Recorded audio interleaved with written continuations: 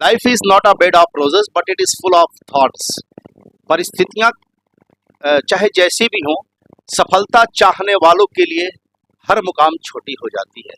आइए आज बात करते हैं गाजीपुर जिला के एक बहुत ही होनहार व्यक्तित्व से, जिन्होंने एक ऐसी यात्रा तय किया जिस यात्रा को देखकर हिंदुस्तान के करोड़ों युवा सोचने पर मजबूर होंगे कि हम चाह रखने वाले कहाँ नहीं पहुंच सकते हैं। जी हाँ, मैं बात कर रहा हूं गाजीपुर के वकील साहब के लड़के श्री विश्वनाथ पांडे जी, जो एडवोकेसी प्रोफेशन से हैं। उनके पुत्र श्री अभिजीत पांडे जी, जिन्होंने अभी रिसेंटली यूपीएससी की परीक्षा क्वालिफाई करके 451 451 रैंक हासिल किया। आइए थोड़ी सी उनकी यात्रा के बारे में जानते हैं। सबसे पहले तो आपको इस शानदार बधाई पर डिवाइन इंडिया टाइम्स में भी आपका स्वागत और अभिनंदन। ये सर, आपने एक बड़ा जंग जीता है, और कैसा महसूस हो रहा है यह इस जंग को जीतने के बाद? जंग ही कहा जाएगा, because struggling phase is like माने युद्ध ही होता है। तो कैसा लग रहा है आज इस सफलता में?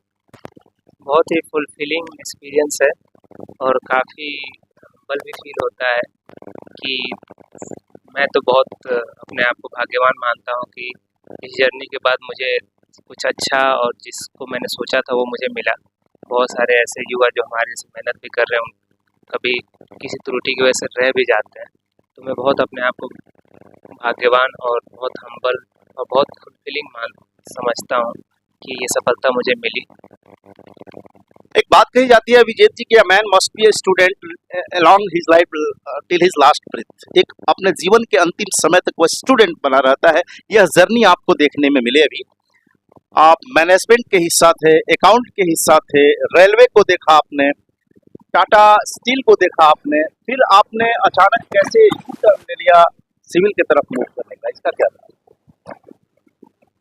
सिविल के प्रति झुकाव बचपन से था, लेकिन उससे पहले कई सारी यात्राएं थी जो करनी थी, क्योंकि सिविल से आप बचपन से या कॉलेज से नहीं करते हैं।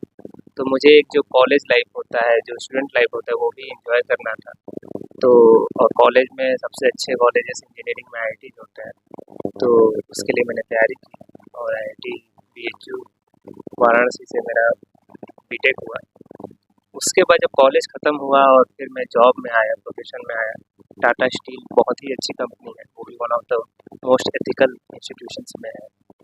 तो जब मैं वहाँ पर आया और वहाँ पर लगभग मैंने 1.5 साल जॉब किया, तो उसके साथ ही ये हुआ कि उसके साथ कुछ और ऐसा किया, क्योंकि उसमें अपना पर्सनल ग्रोथ अच्छा था और वो सोसाइटी को भी थोड़ा बहुत हम दे ही रहे थे। टाटा स्टील बहुत, टाटा एज ए ब्रांड ही बहुत अच्छा नाम, लेकिन उसका जो वाइडर था, उसका जो इम्पैक्ट जो था, वो कंपेरेटिवली सिविल सर्विसेज से कंपेयर में उसका थोड़ा कम इम्पैक्ट होता है।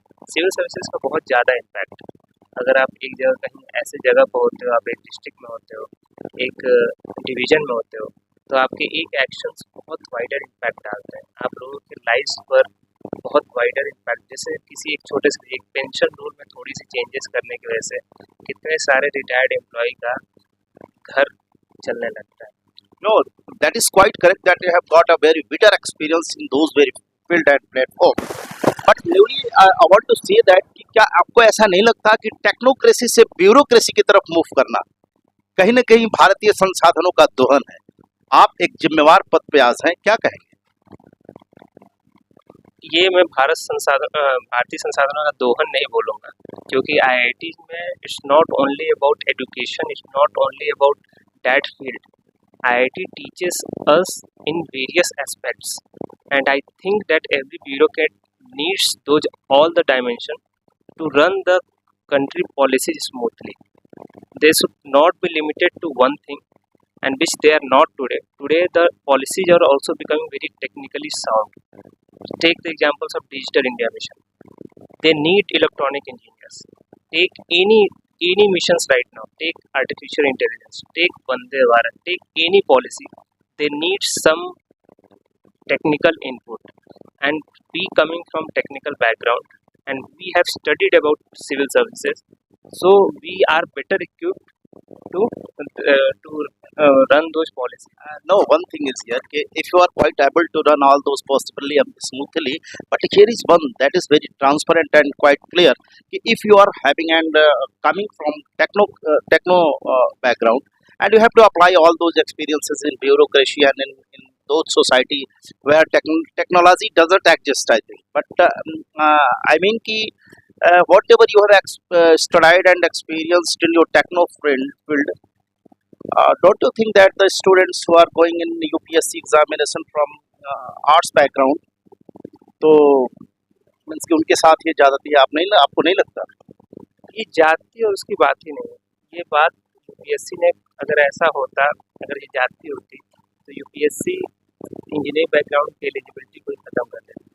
लेकिन यूपीएससी या जो हमारा इंस्टीट्यूशन हमारी पॉलिसी है वो आर्टिकल 14 राइट टू इक्वालिटी को विश्वास करती है।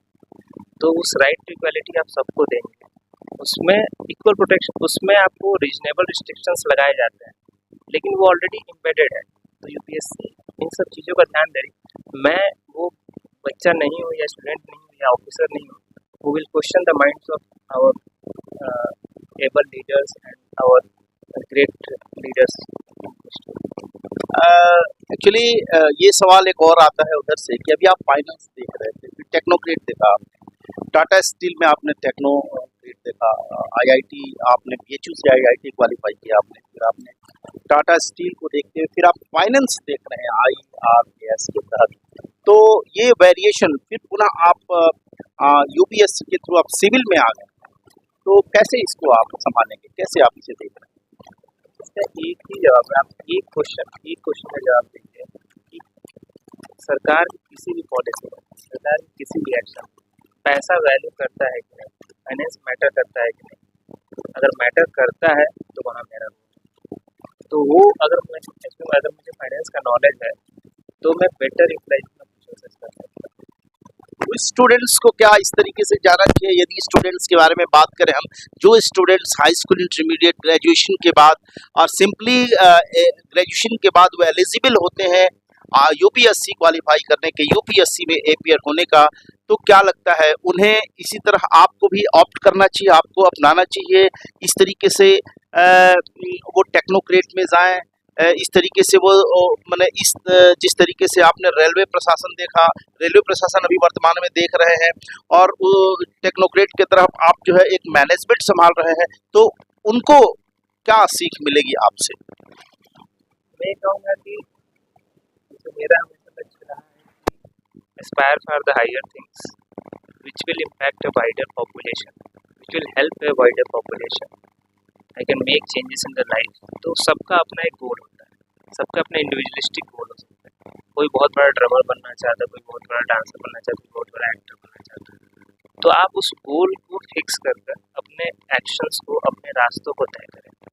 तो उन रास्तों को जब आप तय करेंगे तो आप उस रास्ते में जो जो आपको करने की जरूरत पड़ेगी वो करना चाहिए। नहीं सर, तो जैसे शुरू में धधकती हुई एक ज्वाला थी यूपीएससी क्वालिफाई करने का, आईएएस बनने का कहीं न कहीं दिल दिमाग में बहुत बचपन से एक सपना था आपको, जैसे कि बातचीत में लगा, तो फिर आपको ये आईआईटी करने की क्या जरूरत पड़ी? क्या आईआईटी यूपीएससी के लिए किया गया? तो इसका मैं ये कहूँगा कि सबका बैकग्राउंड अलग होता है। तो बैकग्राउंड अलग होता है, तो अगर मैं क्या पता अगर बीए करता और मुझे अगर कोई अर्निंग सोर्स नहीं मिलता तो मुझे यूपीएससी की तैयारी करने के लिए जो पैसे खर्च होते हैं वो मेरे पास नहीं होते। तो ये जो आईआईटी ये आपको एक कुशन देता है, एक फाइनेंशियल आपको हेल्प देता है। तो उस आईआईटी को जो टाटा स्टील्स में जॉब किया मैं 2 साल, उसके साथ ये था कि उसने मुझे एक ऐसा फाइनेंशियल स्ट्रॉन्ग मुझे बनाया कि मैं यूपीएससी की तैयारी विदाउट किसी प्रेशर, विदाउट किसी टेंशन से कर पाया।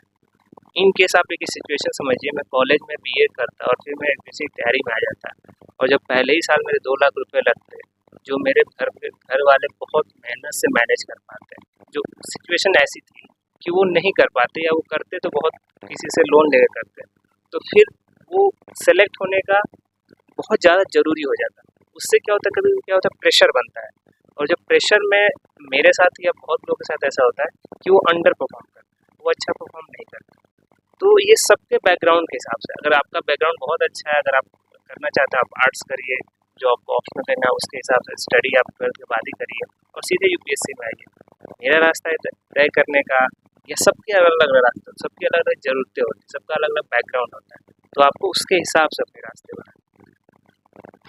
मिडिल क्लास फैमिली के लिए उस स्तर तक की परीक्षाएं बड़ी कठिन होती है, फाइनेंशियल क्राइसिस होती है, एक चुनौती होती है मिडिल क्लास फैमिली के लिए, क्योंकि उस तरह के परफॉर्मेंस में आपको काफी एक्सपेंसेस करने पड़ते हैं। और आपने जो रास्ता चुना अपनी परिस्थितियों को देखते हुए चुना, और सोचा इन्होंने कि नहीं, आईआईटी करने के बाद एक कम अप मिलेगा, एक पुशअप मिलेगा, एक हमें सपोर्ट मिलेगा, और उस सपोर्ट के बाद भी आपने अपने लक्ष्य का पीछा करना नहीं छोड़ा, और करते करते करते करते आज भारत वर्ष के 451 रैंक हासिल किया। कैसे लगता है कि युवाओं को किस तरीके से, एक क्या मैसेज देंगे पूरे भारत के युवाओं को आप, और खासकर से उन युवाओं को जो अपने परिवार से सफर कर रहे हैं? बहुत सारे ऐसे मिडिल क्लास फैमिली जो हायर कंपटीशन में नहीं बैठ पाते हैं या दम तोड़ देते हैं, बीच से ही वो डाइवर्ट हो जाते हैं, क्या कहेंगे आप उनके लिए? तो मेरे भी इस जर्नी में बहुत लोगों ने मेरी सहायता की है, बहुत, चाहे स्कूल्स में, कॉलेज में, प्रिपरेशन में। तो ऐसे जब आप लक्ष्य निर्धारित कर उस पर आप कड़ी मेहनत के साथ, अनुशासन के साथ जब आप उस पर लगते हैं तो आपको सपोर्ट मिलने लगता है। ऐसा नहीं कि अगर मेरे पास रिसोर्सेस नहीं है तो मुझे ये चीज़ मिल नहीं पाएगी। आजकल बहुत अच्छे लोग हैं जो आपको सपोर्ट कर देंगे, बहुत ऐसे सिस्टम्स हैं जो आपको सपोर्ट कर देंगे। तो अगर आप, लेकिन उससे पहले आपको वो चीज़ दिखानी पड़ेगी कि आप उस लायक हैं, आप में अंदर वो ज्वाला है, वो मेहनत करने की इच्छा है, लगन है। जब वो सामने वाले को दिखता है तो वो आपको सपोर्ट करता है। तो इसलिए आप लक्ष्य निर्धारित, कोई भी लक्ष्य हो उसको निर्धारित करिए, रास्ते खुद ब खुद बनते जाते हैं। क्योंकि मुझे ऐसा लगता है कि कोई देख रहा है जो आपकी हेल्प करेगा, अगर आपकी नीयत साफ है। किसे श्रेय देंगे इस? माता पिता आपके प्रेरणा स्वरूप है और यही उनका मुख्य श्रेय है, वहाँ से मोटिवेशन मिला, कभी टूटने नहीं दिया गया अभिजीत जी को परिवार से। बट एक चीज़ देखा जाता है, अभिजीत जी जब घर का लड़का एक बड़े ही अच्छे जिम्मेवार पोस्ट पे हो जाता है, अट्रैक्शन की दुनिया में चला जाता है, आकर्षण की दुनिया में चला जाता है, पराकाष्ठा उसे मिलती है, उसके अपने खुद के मेहनत से एक ऊंचाई जब प्राप्त कर लेता है, शादी के बाद वो माँ बाप धीमे लगने लगते हैं। क्या कहना आपको? अक्सर आज इंडिया की एक प्रॉब्लम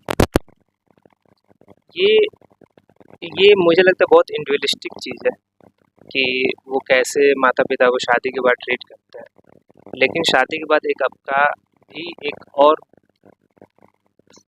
ह्यूमन बीइंग है जो आपके साथ आया हुआ है, वो आपका परिवार बन गया है। वो परिवार और जो आपके माता पिता का परिवार है, तो आप अच्छे से आपकी एक तो बहुत ज़्यादा मुझे लगता है आप खुश नहीं हैं, तो आपको एक बैलेंस, हर चीज़ में बैलेंस बनाना ही पड़ता है। यह सपना मेरा भी था, मोटिवेशन मेरा ही था इनके लिए, और उसमें जो भी ज़रूरतें आई, जो भी मोड़ आए, जो जो इन्होंने चाहा, हमने उसको एक्सेप्ट किया, और कभी भी इनको ये नहीं रुकने दिया कि नहीं ये नौकरी पा गए तो हो गया, यह बहुत अच्छा हो गया। हमारा मोटिवेशन हमेशा रहा कि इससे अच्छा क्या है, वो इससे अच्छा हमारा सबसे बड़ा टारगेट था यूपीएससी का सबसे बड़ा पद हासिल करना, जो आज भगवान ने हमको दे दिया है। क्या मैसेज देंगे उन गार्जियंस को? किसी को हिम्मत नहीं हारनी चाहिए, सफलता निश्चित मिलेगी यदि सोच सही है। भावुकता भरी बातें विश्वनाथ पांडे जी ने अपने बेटे के लिए कही, और इसे हर गार्जियन को समझना चाहिए, सुनना चाहिए। ईमानदारी से और पूर्ण लगन के साथ यदि कोई भी किसी भी मंजिल को पाना चाहे तो निश्चित रूप से उसे मिलेगा। आपका डिवाइन इंडिया टाइम्स में बातचीत करने के लिए बहुत बहुत धन्यवाद। आपका भी धन्यवाद, आपको भी समय देने के लिए, ये सब जान करके, और युवाओं को प्रेरित करने के लिए विशेष तौर से। अभिजीत जी, आपने समय दिया, और निश्चित रूप से आपने टाइम देने के लिए, जो हम लोगों ने डिसाइड किया था, कहीं जाना था, रुक कर आपने पत्रकार वार्ता किया, काफ़ी अच्छा लगा।